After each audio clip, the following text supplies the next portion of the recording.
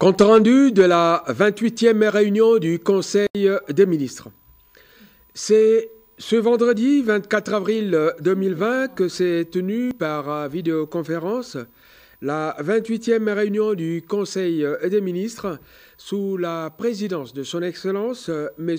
Félix-Antoine Tshisekedi Tshilombo, président de la République, chef de l'État.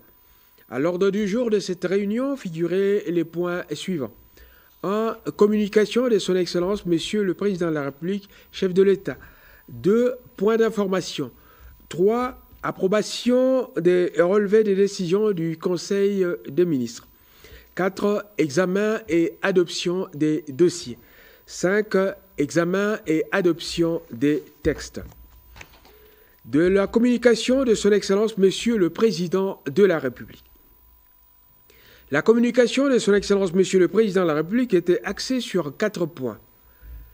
1. Les relations avec le Fonds monétaire international. 2. L'information sur le Conseil économique et social. 3. La situation sécuritaire en Ituri et au Congo central. 4. L'autorisation de prorogation de l'état d'urgence. Abordant le premier point, le Président de la République s'est félicité de l'octroi par le Fonds monétaire international à la République démocratique du Congo d'un montant de 363 millions de dollars américains en guise d'appui à la balance de paiement. Il a, à cette occasion, exhorté le gouvernement à poursuivre les efforts pour la conclusion du programme formel avec le Fonds monétaire international, et ce, en veillant à une cohérence pour l'atteinte de l'objectif.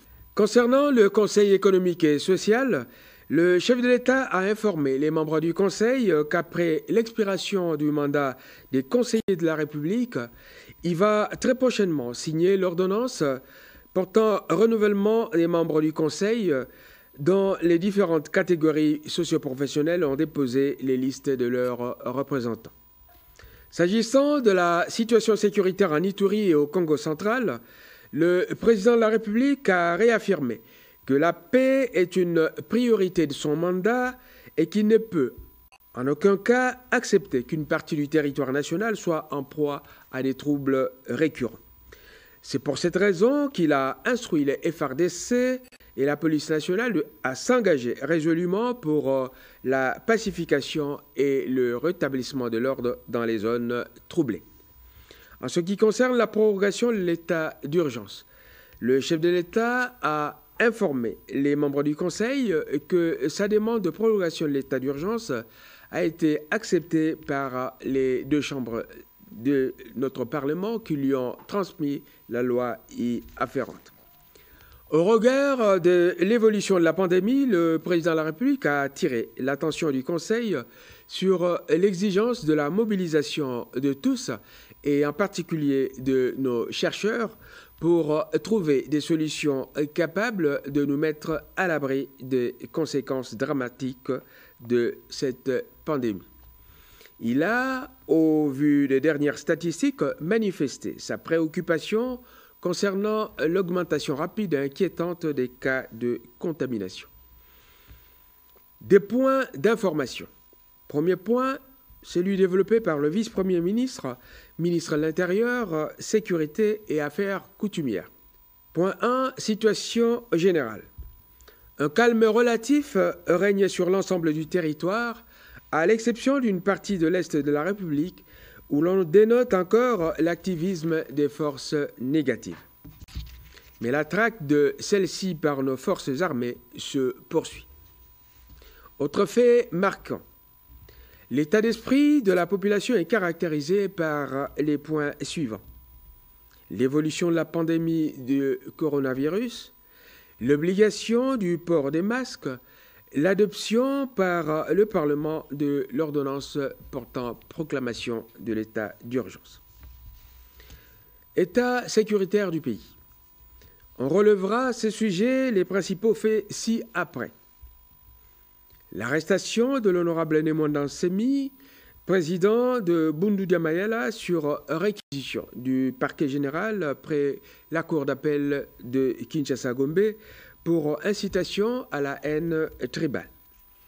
Dans l'Ituri, La poursuite de l'activisme des miliciens Lendu Codeco exige le renforcement des moyens militaires. La longue attente des ex-FRPI, sans suivi, peut décourager les candidats à la reddition. Dans le Haut-Katanga, on a signalé une manifestation de colère de la population contre les forces de l'ordre à la suite des actions des bandits à main armée. En ce qui concerne la situation à nos frontières, l'on note que les mouvements d'expulsion de l'Angola de nos compatriotes en situation irrégulière se poursuivent. La DGM a été instruite de prendre toutes les dispositions appropriées en vue d'un accueil digne de nos concitoyens. Il y a lieu de signaler également des tensions entre notre pays et la République sœur du Congo à la suite de conflits sur l'appartenance de certains îlots du fleuve Congo. Au plan social, on notera que l'actualité du coronavirus continue de hanter les esprits. Toutefois, on note un certain relâchement des contrôles aux barrières à la suite de confinement de la zone de santé de Gombe. La police a été instruite de doubler de vigilance. On signale des débrayages de certains agents commis au contrôle du Covid-19 dans le Kasaï oriental suite au non-paiement des salaires et primes. Situation humanitaire dans le Maniema, le Haut-Lomami, le Tanganyika et le Sud Kivu, consécutives aux inondations résultant de crues des eaux. Les inondations survenues dans ces provinces au cours de la deuxième quinzaine du mois de mars ont occasionné plusieurs morts, des déplacés et d'importants dégâts matériels. Après avoir exprimé la solidarité de la nation et sa compassion à l'égard des victimes, le chef de l'État a instruit le gouvernement de dégager les moyens nécessaires pour faire face à cette catastrophe. Une mission gouvernementale plurisectorielle y a été dépêchée. 2 ministres de la Défense nationale et des anciens combattants. Tout en confirmant le calme régnant sur l'ensemble du territoire, tel que cela a été décrit par le ministre de l'Intérieur, Sécurité et Affaires coutumières, le ministre de la Défense s'est appesanti sur les cas suivants. 1. Le cas de l'Ituri. Le groupe Codeco devient très actif depuis la mort de son leader à la suite des actions de FARDC. Il procède maintenant à des attaques et à des tueries des commerçants et autres civils entre Bunia et Mahagi. Ce mouvement rebelle semble faire la jonction avec certains groupes rebelles ougandais. Dans le Rutshuru, il y a eu capture et reddition de plusieurs responsables FDLR à la suite de la pression qu'exercent les FARDC. À Beni, on note la poursuite par les FARDC des opérations contre les ADF-MTM et la conquête des places fortes. Il y a lieu de signaler également le démantèlement des réseaux de collaborateurs des ADF avec l'appui de la population. Le ministre de la Défense nationale a invité le gouvernement à doubler d'efforts afin que la prise en charge des rendus fasse l'objet d'une attention particulière via éventuellement le service national par exemple ou un meilleur ravitaillement des centres d'instruction pour ne pas occasionner de découragement. S'agissant des problèmes logistiques liés à la mission plurisectorielle du gouvernement envoyée dans le Tanganyika et le Haut-Lomami, le ministre de la Défense a indiqué avoir reçu la demande des ministres concernés pour la mise à leur disposition des hélicoptères afin d'atteindre les zones de sinistres difficiles d'accès. Ministre de la Santé. Synthèse de la situation épidémiologique Covid-19 au 24 avril 2020. Le ministre de la Santé publique a fait part au Conseil des données suivantes relevées à cette date. Cas confirmés, en cumul 394. 5 provinces touchées, Kinshasa 382, Nord Kivu 5 cas, Sud Kivu 4 cas, Ituri 2 cas et Kwilu 2 cas. Les zones les plus touchées de Kinshasa sont celles de Gombe avec 93 cas, Binza-Ozone 73 cas, Limete 40 cas, Binza Météo 28 cas, Lemba 16 cas, Kitambo 11 cas. Le ministre de la Santé a informé les membres du gouvernement des résultats du confinement de la zone de santé de Gombe. On peut noter à ce sujet ce qui suit. 515 contacts ont fait l'objet de prélèvements sur les 540 listés. 34 nouveaux cas ont été confirmés parmi les contacts et ceux qui vivent avec les cas confirmés.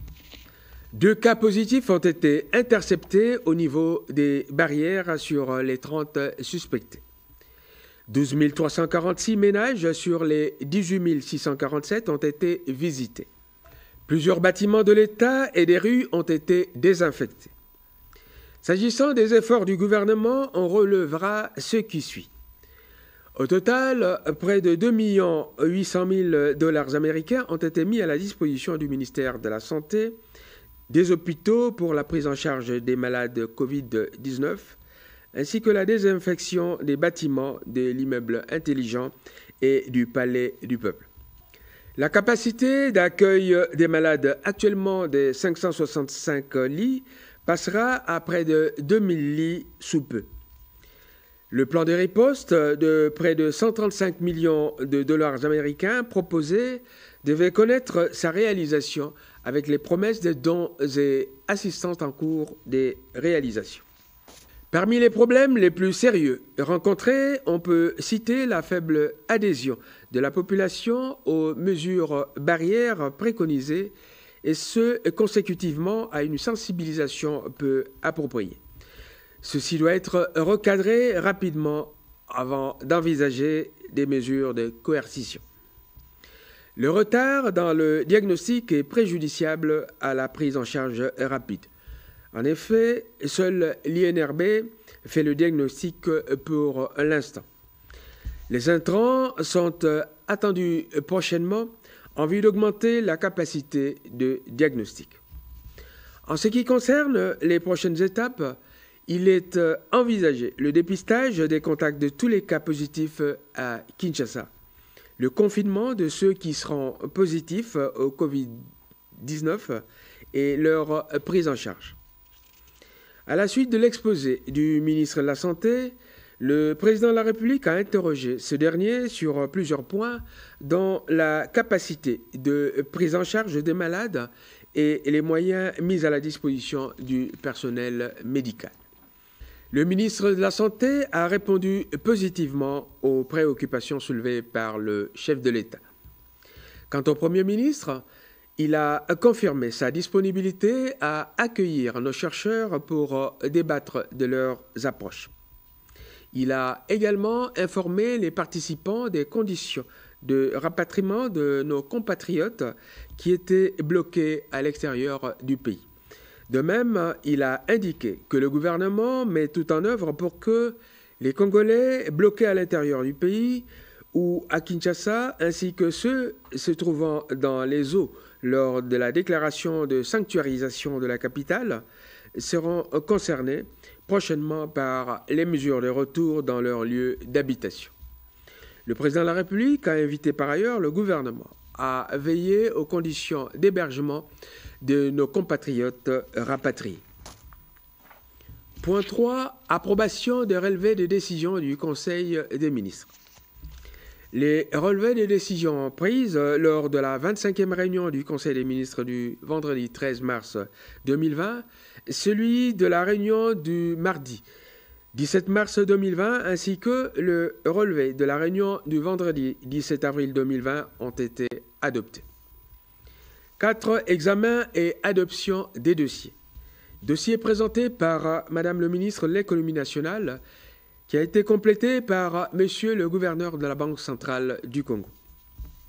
Il s'agit de l'évaluation des mesures économiques prises dans le cadre de l'état d'urgence.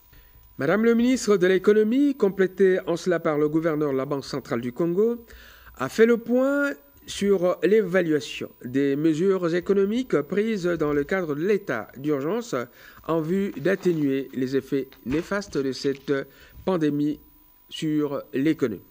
Il s'est dégagé de leurs interventions que le gouvernement a pris une série de mesures visant à la fois la préservation du pouvoir d'achat et l'encadrement de la production nationale. Il s'agit notamment des exonérations de tous les impôts et taxes sur la production, l'importation et la vente des médicaments et équipements médicaux, de l'octroi des facilités de crédit aux distributeurs pour assurer l'approvisionnement des grands centres en produits vivriers, avec une première enveloppe de 50 millions de dollars américains mise à la disposition des opérateurs économiques via les banques privées, et ce à un taux très bas, de la suspension de la TVA, du démantèlement de toutes les barrières illégales, de la gratuité de l'eau et de l'électricité pendant 3 mois. Tout en reconnaissant la pertinence de toutes ces mesures qui pourront être complétées si l'échec, il a été recommandé de s'assurer, d'une part, que les mesures produisent effectivement de l'impact sur les prix de première nécessité, en ayant notamment la maîtrise sur les statistiques des importations, et d'autre part, qu'elles soient mieux vulgarisées dans l'intérêt de la population. Point 5. Examen et adoption des textes. Il s'agit du texte proposé par le ministre de la Recherche scientifique et Innovation technologique. Le ministre a sollicité du Conseil des ministres la nomination par voie d'arrêté ministériel des membres du bureau de l'Office national de liaison de la République démocratique du Congo auprès de l'Agence de l'énergie atomique, AIEA en sigle. Le Conseil des ministres a marqué son accord à cette initiative du ministre de la Recherche scientifique. Commencée à 14h45, la réunion du Conseil des ministres s'est terminée à 21h20. Je vous remercie.